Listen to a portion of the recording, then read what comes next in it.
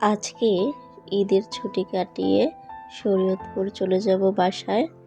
তো এর আগে আপনাদের ভাইয়া ডেন্টালের কাজ শুরু করছিল ঈদের সময়। তো আজকে শেষ কাজ, আজকে দাঁত লাগাবে, সেই জন্য ডেন্টালে আসছে।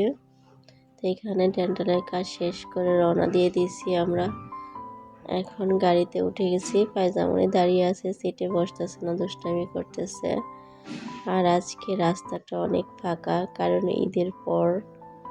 আর এদিকে দেখেন মোটর সাইকেলের কি পরিমাণ লাইন ধরে আছে। এখন তো তেল পাওয়াই যাচ্ছে না। আর আজকে আকাশটা খুব মেঘলা মেঘলা, বৃষ্টি আসে একটু পর পর, ছিটে বৃষ্টি পড়ে, খুব ভালো লাগে। আর এইখানে একটা তাল গাছে দেখি অনেক সুন্দর বাবুই পাখি বাসা করে রাখছে। আর আজকে অনেক বাতাস ছিল, চতুর্দিক অনেক অন্ধকার হয়ে আসছিল, কিন্তু বৃষ্টি আসে নাই। হালকা হালকা বৃষ্টির ফোঁটা পড়ছে। তো গ্রামের পরিবেশ কিন্তু এমনিই দেখতে অনেক বেশি ভালো লাগে, আর বৃষ্টি আসার মেঘলা থাকলে তো আরও বেশি সুন্দর লাগে। তো বাসায় আসার পর রান্না করার মতো কিছু ছিল না, কারণ অনেক দিন পরে বাসায় আসছি। পরে আপনাদের ভাইয়া বাহির থেকে এখানে ডিম খিচুড়ি নিয়ে আসছে।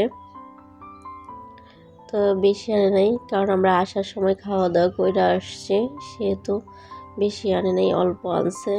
সবাই একটু একটু করে খাওয়া দাওয়া করে নিছি, পরে রাত্রেবেলা রান্না করব। তো খিচুড়িটা অনেক বেশি মজার ছিল।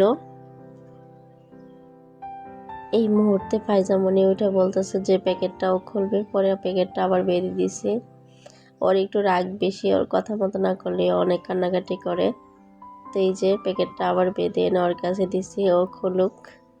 তো পায়জামনি খিচুড়িটা খুলে দেখে তো খুব অবাক হয়ে গেছে। ও অনেক বেশি পছন্দ করছে খিচুড়িটা খেতে। বেশি খাই নাই, অল্প একটু খাইছে, পরে বাকিটা রেখে দিছে, পরে বিকালবেলা খাইছে আবার। তো আমরা সবাই একটু একটু করে পরে খিচুড়িটা খেয়ে নিছি। আর এদিকে পায়জামনি দেখেন, ও মানে দুষ্টামি করবে, এটা খাবে না ওইটা খাবে না, শসা খাবে কিন্তু ডিম খাবে না। ও ডিম একদমই খেতে চায় না, কি করব বুঝতে পারতেছি না। অনেক বলি যে তুমি একটু ডিম খাও, না, ও ডিম খাবেই না। পরে আমরা বসে গেছি খাবার খেতে। আর আম্মু বাসা থেকে আজকে অনেক কিছু দিয়ে দিছে, এগুলো বের করতে নিছি। পরে আর ভিডিও করা হয় নাই, মোবাইলের চার্জ শেষ হয়ে গেছে।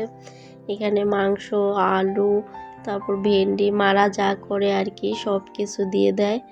বাসায় যা থাকে অল্প অল্প করে, সেম আমার আম্মু আমাকে অল্প অল্প করে সব কিছু দিয়ে দেয়। তো সবাই ভালো থাকবেন, সুস্থ থাকবেন। আল্লাহ হাফিজ।